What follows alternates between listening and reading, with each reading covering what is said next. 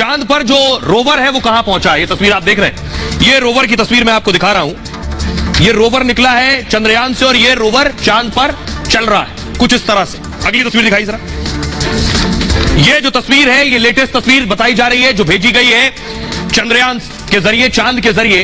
तस्वीर में आपको नजर आ रहा है ये लैंडर नजर आ रहा है आपको। अगली तस्वीर दिखाई जरा। और कुछ इस तरह से उसके जो व्हील घूम रहे हैं, इसे फुल स्क्रीन लीजिए। ये वो तस्वीर नहीं है लेकिन सोशल मीडिया पर वायरल है कि जब चांद पर रोवर घूमेगा चलेगा तो उसके पहियों में यह आकृति बनी है। तो चांद पर यह छाप छोड़ेगा जिसमें अशोक स्तंभ भी शामिल है, इसरो भी शामिल है। यह चांद पर आकृति बन जाएगी। अब आपको बताता हूं कि आखिर चांद से क्या जानकारी और कैसे आने वाली है। यह आप देख रहे हैं, इसे कहते हैं प्रोपल्जन और यह है लैंडर। प्रोपल्जन से क्या आने वाला है, 100 किलोमीटर की कक्षा में चांद में अभी यह घूम रहा है, मतलब यह चंद्रमा के चक्कर लगा रहा है। 6 महीने से साल भर तक यह घूमता रहेगा। अभी ब्रह्मांड में पृथ्वी जैसे ग्रह की संभावना खोजेगा कि आसपास और भी ग्रह है। अब ये यहां से गया है 3,80,000 किलोमीटर दूर, तो वहां घूमकर ढूंढेगा और कोई उपग्रह है क्या या ग्रह है, मतलब पता करेगा धरती जैसा जीवन कहां संभव है। खगोल विज्ञान के लिए यह बहुत अहम जानकारी होगी। यह धरती से आने वाले प्रकाश की भी स्टडी करेगा। यहां से जो लाइट है चांद में कैसे दिखाई दे रही है उसकी भी स्टडी करेगा। इसके लिए प्रोपल्जन में खास उपकरण लगा के भेजा गया है। प्रोपल्जन इसरो को सारी जानकारी देता रहेगा। यह लैंडर और रोवर की सारी जानकारी भी लेगा। अब देखिए अगली कहानी इस लैंडर से जुड़ी है। यह क्या करेगा, 23 अगस्त को चांद के दक्षिणी ध्रुव पर उतरा है। ये एक जगह खड़ा होकर काम करेगा। लैंडर 14 दिन तक ये लगातार काम करता रहेगा। यहां पर लैंडर में 4 पेलोड यानी वैज्ञानिक उपकरण लगे हैं जिनसे वो काफी अहम जानकारियां जमा कर रहा है। चांद की सतह की गर्मी यानी यहां का तापमान क्या है यह पता करेगा। चंद्रमा में भूकंप आता है नहीं, हम तो अगर हर महीने भूकंप के झटके महसूस करते हैं, चांद पर भूकंप आता है या नहीं यह भी देखेगा। धरती के टेक्टोनिक प्लेट जैसी चांद में कितनी है, चांद में यह देखेगा। और कितनी परतें चंद्रमा की सतह पर यह प्लाज्मा घनत्व की जांच करेगा। प्लाज्मा ठोस, तरल और गैस के बाद चौथी स्थिति है। और बेहद गर्म पदार्थ से निकली आयनाइज्ड गैस भी इसे कहते हैं। यह गैस अंधेरे में नाचते प्रकाश जैसी दिखाई देती है। प्लाज्मा से इंसानों उपकरणों को कोई खास खतरा तो नहीं है। वहां इंसान के रहने यानी बस्तियां बस पाएंगी या नहीं अब यह ढूंढा जाएगा। भविष्य में इंसान चांद का बेस बना सकता है या नहीं यह भी पता किया जाएगा। अब यह निकल आया रोवर। यह क्या करेगा, चांद की सतह पर यह घूमता रहेगा, टहलता रहेगा। रोवर ने अभी 1 दिन काम किया है, इसी तरह 13 दिन तक और काम करेगा ये। इस दौरान चांद पर करीब आधा किलोमीटर चल भी लेगा ये। इसमें 2 बेहद खास उपकरण लगे हुए हैं। यह चांद पर मिनरल्स यानी खनिज पता करेगा, चांद की सतह पर रसायनों का भी अध्ययन करेगा।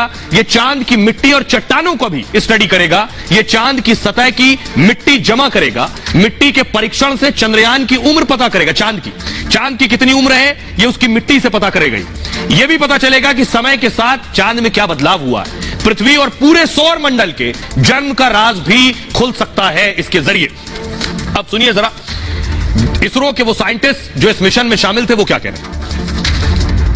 ब्रह्मांड में अगर आने वाले दिनों में कभी ऐसी चुनौती होगी तो वो केवल इसरो स्वीकार करेगा। और उसकी वजह यह है ये यंग टीम हर चैलेंज लेने के लिए तैयार है। हम जुपिटर, वीनस सब पर जीतेंगे।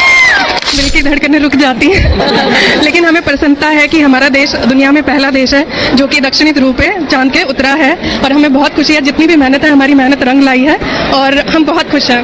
आज इस मुकाम पे हम खड़े हैं तो बहुत ज्यादा खुशी हो रही है। बहुत ही गर्व की बात है हमारे सबके लिए। ये तो बहुत खुशी की बात है। हमारी जो इतना हमने मेहनत किया था उसका फल मिल गया है। हमका मेहनत भी नहीं है, हमारे फैमिलीज का मेहनत भी है इसमें, इसके पीछे भी। सो ये सालों का मेहनत है, अच्छा रिजल्ट आ गया, हम बहुत एक्साइटेड हैं। अब सोचिए जरा, आपको एक तस्वीर दिखाने जा रहा हूं, उसके बाद आपको डिटेल में बताऊंगा। आप सोच रहे होंगे इतनी होड़ क्यों मची है, रूस भी जाना चाहता था, क्या वजह है। ये देख रहे हैं चांद की तस्वीर आप देख रहे हैं, ये पृथ्वी की तस्वीर देख रहे हैं। अब जरा सोचिए हर कोई चांद पर क्यों जाना चाहता है। ऐसी कौन सा तिलिस्म, ऐसी कौन सी चीज है चांद पर जो सबको जाना है। ऐसा क्या ढूंढ लेंगे, खोज लेंगे, ये बहुत इंपॉर्टेंट है और बहुत दिलचस्प भी है। चांद पर जाने और वहां खोज करने के पीछे बहुत खास वजह है। दावा यह है कि कई देश चांद पर अपना एक तो अड्डा बनाना चाहते हैं, बेस बना ले, ताकि चांद के संसाधनों को इस्तेमाल कर सकें और अंतरिक्ष की तकनीक में और तेजी से आगे बढ़ जाएं। वैज्ञानिक ये मानते हैं कि चांद पर दुर्लभ पदार्थ मिल सकते हैं, यानी जो पदार्थ कहीं और नहीं है। चांद की सतह पर पानी होने की मजबूत संभावना है, खासकर दक्षिणी ध्रुव पर जहां चंद्रयान 3 उतर चुका है। इस पानी को हाइड्रोजन और ऑक्सीजन में तोड़ा जा सकता है। अगर आपने केमिस्ट्री पढ़ी है तो पानी का फॉर्मूला H2O यानी हाइड्रोजन और ऑक्सीजन दोनों है उसमें, और इससे रॉकेट का काफी ईंधन बनाया जा सकता है। यह है वजह कि रॉकेट का ईंधन बन सकता है। मतलब चांद का पानी स्पेस कार्यक्रम में कारगर हो सकता है। इसलिए दुनिया के बड़े देश चांद पर पानी खोज रहे हैं। चांद पर पानी के साथ दुर्लभ खनिजों का भंडार भी है। खनिज क्या? सोना, प्लैटिनम, ये सारी कीमती वस्तुएं, धातुएं हैं। यूरेनियम जैसे रेडियो एक्टिव पदार्थ की भी संभावना है चांद पर। इसके अलावा हीलियम गैस भी पाए जाने का दावा है। यह खनिज और गैस का जिस भी देश तक पहुंच जाएगा वो देश के वारे न्यारे हो जाएंगे। उसे अपनी ऊर्जा को बढ़ाने में बहुत मदद मिलेगी। मतलब सामरिक रूप से भी उसकी ताकत और बढ़ेगी। मंगल जैसे दूसरे ग्रहों के लिए यह बहुत अहम ठिकाना है। सोचिए कैसे? वो ऐसे कि मतलब चांद पर अगर बेस बना लिया तो यहां से अब चांद से मिशन लॉन्च होंगे। अभी पृथ्वी से लॉन्च हो रहे थे, चांद से कुछ ग्रह और नजदीक है, वहीं से मिशन लॉन्च हो जाएगा। जैसे क्योंकि चंद्रमा से दूसरे ग्रह पर जाना आसान होगा। चंद्रमा से दूसरे ग्रह की दूरी धरती के मुकाबले कम होगी, क्योंकि धरती से चांद 3,84,000 किलोमीटर दूर है। यानी दूसरे ग्रह पर पहुंचने के लिए इतनी दूरी कम हो जाएगी। इसलिए भी कई देश चांद पर बेस बनाने की होड़ में है। यह है बहुत बड़ी वजह। हमारे साथ बड़े साइंटिस्ट सृजन पाल जी जुड़ रहे हैं, जो बिल्कुल सही और सटीक जानकारी देते हैं। सृजन पाल जी, चांद में ऐसा कौन सा खजाना छिपा है? आप मुस्कुरा रहे हैं इस बात से, जरा बताइए चांद पर असली होड़ की वजह क्या है? अमेरिका, रूस, चीन सब जानना चाहते हैं, क्या है वहां? चांद एक बहुत ही विचित्र जगह है, क्योंकि वहां पे वो सब कुछ होता है जो शायद पृथ्वी पे नहीं होता है। चांद पे जो सबसे इंपॉर्टेंट चीजें मिलेंगी वो कुछ ऐसे मिनरल्स हैं, कुछ ऐसे पदार्थ हैं जिनका हम बहुत इस्तेमाल कर सकते हैं पृथ्वी पर बहुत सारी चीजों के लिए। पहला उनमें से जो पदार्थ है, जो सबसे ज्यादा हम बात कर रहे हैं, वो है हीलियम-3। हीलियम-3 जो चंद्रमा पर है वो लगभग 1 बिलियन किलोग्राम यानी 1 अरब किलोग्राम से अधिक है, और जो उसकी अगर हम कीमत आके तो लगभग $2 ट्रिलियन, 1 ट्रिलियन यानी 1000 बिलियन होता है, यानी बहुत बड़ा नंबर है ये। दूसरा चीज जो हम चांद से कर सकते हैं वो ये है कि भविष्य में हम जो यहां से अंतरिक्ष यान छोड़ते हैं, धरती में गुरुत्वाकर्षण ज्यादा होता है, वो सारे जो अंतरिक्ष यान है वो हम चंद्रमा से छोड़ दें अगर, तो कम गुरुत्वाकर्षण का इस्तेमाल करके हम जो चंद्रमा की कम गुरुत्वाकर्षण है उसकी वजह से हम आसानी से उनको दूर तक ले जा सकते हैं। सो भविष्य में मुझे लगता है कि आज से 25 साल बाद हम धरती से भी अंतरिक्ष यान छोड़ेंगे और हम चंद्रमा से भी अंतरिक्ष यान छोड़ेंगे। ये बहुत इंपॉर्टेंट है। तो सृजन पाल जी को आपने सुना, जो बिल्कुल साफ शब्दों में बता रहे हैं कि बड़ी तैयारी है, क्योंकि अभी पृथ्वी पर कौन सी चीजें मौजूद हैं, बहुत सी चीज से अभी भी विज्ञान वाकिफ नहीं है। चांद पर ऐसी बहुत सी चीज हो सकती है जो बहुत फायदेमंद हो सकती है, लेकिन क्या चांद पर घर बनेगा, बस्ती बसेगी, यह मुमकिन होगा क्या? वैज्ञानिक तो मानते हैं। ऐसा हो सकता है क्या चांद पर यह फ्लैट बन जाए, ऐसे विला बन जाए, बंगले बन जाए? कोई कुछ नहीं जानता। आज से पहले किसी ने यह भी नहीं सोचा था, यानी कुछ 100 साल पहले तक, कि कोई चांद पर भी जा पाएगा। हम चांद पर भी चले गए। किसी को यह भी नहीं पता था कि कोई रॉकेट बनाकर चांद पर भेजा जा सकता है। सब जैसे मुमकिन हुआ वैसे कल चांद पर रहना भी मुमकिन हो सकता है। चांद पर वैज्ञानिक बस्तियां बसाने की तैयारी कर रहे हैं। अमेरिकी अंतरिक्ष एजेंसी नासा ने तो दावा किया है कि 2030 तक चांद पर रहना संभव हो जाएगा। 2030 तक चांद पर घर और दफ्तर भी बन जाएंगे।